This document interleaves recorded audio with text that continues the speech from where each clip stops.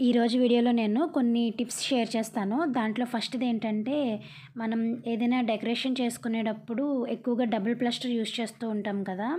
So, అది ఒకవేళ మీ దగ్గర డబుల్ ప్లాస్టర్ లేదనుకోండి, మామూలు ప్లాస్టర్‌నే ఇక్కడ నేను వీడియోలో చూపిస్తున్న విధంగా మీరు ఎంతైతే కావాలనుకుంటున్నారో అంత కట్ చేసేసుకోండి. కట్ చేసుకున్న తర్వాత ఇలా మీరు బ్యాక్ సైడ్‌కి ఫోల్డ్ చేయండి. బ్యాక్ సైడ్‌కి ఫోల్డ్ చేసినప్పుడు ఏమవుద్దంటే, అది మీరు 2 సైడ్స్ కూడా అటాచ్ చేసుకోవచ్చు. ఇక్కడ చూసారు కదా! మామూలు ప్లాస్టర్‌ని నేను ఇక్కడ 2 సైడ్స్‌కి ఇలాగ తిప్పేసుకొని నేను అలా అటాచ్ చేసేసుకున్నాను. తర్వాత టిప్ ఏంటంటే అండి, మనం కొత్తిమీర తెచ్చుకునేటప్పుడే చూసారా ఇది ఎంత మట్టి కింద ఉందో. కొన్ని కొన్ని బాగానే ఉంటాయి. బట్ కొన్ని అయితే మాత్రం చాలా మట్టితో వస్తూ ఉంటాయి. ఇది మనం ఎంత కడిగినా కూడా మట్టి అనేది పోదు కదండి. సో, నేను ఎలా కట్ చేస్తాను అనేది చూపిస్తాను. ఫస్ట్ అయితే మనకి కట్టులాగా కట్టేస్తాడు కదా! సో, అది తీసేసుకొని నేను చివర ఏర్లు మాత్రం నేను అలాగే కట్టపలంగా పట్టుకునే కట్ చేసేస్తానండి. విడివిడిగా కట్ చేస్తే చాలా టైం పడుతుంది. సో, కట్టపలంగా ఇలా పట్టుకుని నేను ఫస్ట్ అయితే కట్ చేసేసుకుంటాను. దాని తర్వాత 1, 2 ఏమైనా మిగిలిపోతే ఒకసారి చూసుకుని కట్ చేసేస్తాను.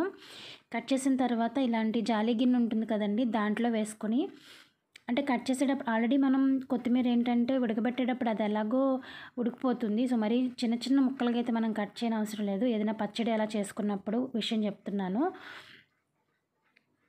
సో, ఇలా కట్ చేసేసుకొని నేను చూసారు కదా ఎంత మట్టి వచ్చిందో. సో, కట్ చేసుకున్న తర్వాత ఒకసారి చాపింగ్ బోర్డ్ నేను క్లీన్ చేసేసుకొని దాని తర్వాత కట్టంతా కూడా ఒకే చేత్తో గట్టిగా పట్టుకొని ఇలా కట్ చేసేస్తానండి. కట్ చేసిన తర్వాత జాలి గిన్నెలో వేసుకొని నీట్‌గా ఒక 2, 3 సార్లు వాష్ చేసేసుకుంటాను. అసలు మట్టి ఏమీ ఉండదు ఇలా చేసినట్లయితే. లేకుండా మనం ఒక్కొక్కటి తీసి కడిగి అదంతా చేసామంటే ఎక్కువ టైం టేకింగ్. అలాగే ఏంటంటే ఎంతో కొంత మట్టి అనేది మనం తినేటప్పుడు నోటికి ఇసుకగా తగులుతూ ఉంటుందండి. సో, ఎక్కువ కొత్తిమీర కట్ చేయాల్సి వచ్చినప్పుడు ఒక్కొక్కటి కట్ చేసే కంటే ఇది చాలా బెటర్ అండి. మనకి టైం సేవ్ అవుతుంది అండ్ మట్టి అదంతా ఏం ఉండకుండా నీట్‌గా క్లీన్ అయిపోతుందనమాట. తర్వాత నేను దీన్ని షింక్ పక్కన అక్కడ పెట్టేసుకుంటాను. షింక్ పక్కనే పెట్టుకుంటే ఏంటంటే దాని నుంచి వాటర్ డ్రై అవుతూ ఉంటాయి కదా! సో, అవి షింక్‌లోకి పడుతూ ఉంటాయి. మనకి నీట్‌గా ఉంటుంది. దాని తర్వాత మనం దేనికైతే కట్ చేసుకున్నామో దానికి యూజ్ చేసుకోవచ్చు. తర్వాత టిప్ ఏంటంటే ఇది అందరికీ కూడా ఉపయోగపడుతుందండి. మనకి ఇలా సారీస్‌లోను, డ్రెసెస్‌లోను ఇలాంటి కవర్స్ వస్తూ ఉంటాయి కదా! మనం పాడేస్తూ ఉంటాము. పాడేయకుండా దీన్ని మనం ఎలా రీయూజ్ చేసుకోవచ్చు అనేది చూపిస్తాను. ఇది యాక్చువల్లీ కాటన్ సారీకి వచ్చిందండి. కాటన్ సారీకి వచ్చిన కవర్స్ పెద్దగా ఉంటాయి కదా! సో, అందుకని నేను దీన్ని మిడిల్‌లో కట్ చేస్తున్నాను. నార్మల్‌గా డ్రెసెస్‌కి, సిల్క్ సారీస్‌కి వచ్చినవైతే చిన్నగా ఉంటాయండి. అవైతే మీరు కట్ చేయనవసరం లేదు. ఇది కొంచెం పెద్దగా ఉంది కాబట్టి నేను కట్ చేస్తున్నాను. కట్ చేసినప్పుడు ఏంటంటే ఒక సైడ్ వచ్చేసి అటాచ్ చేసే ఉంటుంది. బట్ ఇంకొకటి 2 సైడ్‌లు కూడా ఓపెన్ ఉంటుంది కదా! సో, ఏదో ఒక సైడ్ నేను ఇక్కడ ఫెవిక్విక్ పెట్టేసుకొని అటాచ్ చేసుకుంటున్నాను.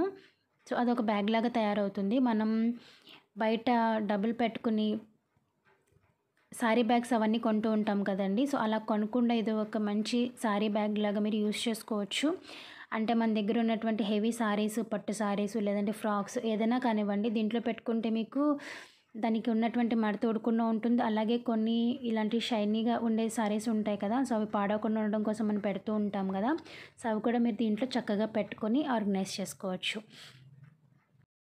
తర్వాత టిప్ ఏంటంటే, మనం కుక్కర్ ఎక్కువగా యూజ్ చేస్తూ ఉంటాం కదండీ! యూజ్ చేసేటప్పుడు చూసారా ఇది నార్మల్ సోప్‌తో క్లీన్ చేస్తే అవ్వదు.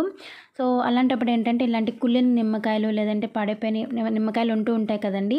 వీటిని నేను ఇలా కట్ చేసుకొని కుక్కర్‌లో ఇలా రివర్స్‌లో పెట్టాను. పెట్టుకున్న తర్వాత కొన్ని వాటర్ వేసేసుకోండి. మరి ఎక్కువ అవసరం లేదు. ఒక హాఫ్ గ్లాస్ అలా వాటర్ వేసేసుకొని గ్యాస్ మీద పెట్టుకొని ఒక 3-4 విజిల్స్ రానివ్వండి ఫ్రెండ్స్. సో, విజిల్స్ వచ్చేసిన తర్వాత విజిల్ అంతా పోయిన తర్వాత ఒకసారి ఓపెన్ చేసి చూపిస్తాను.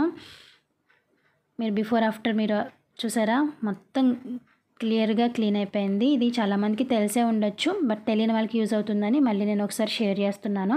దాని తర్వాత నార్మల్ సోప్ తోటి క్లీన్ చేసేసుకొని వాష్ చేసేసుకుంటే నీట్‌గా ఉంటుంది. అండ్ ఇలా మీరు ప్రత్యేకించి మీరు విజిల్ వేయించాల్సిన అవసరం లేదండి. రైస్ పెడతారు కదా!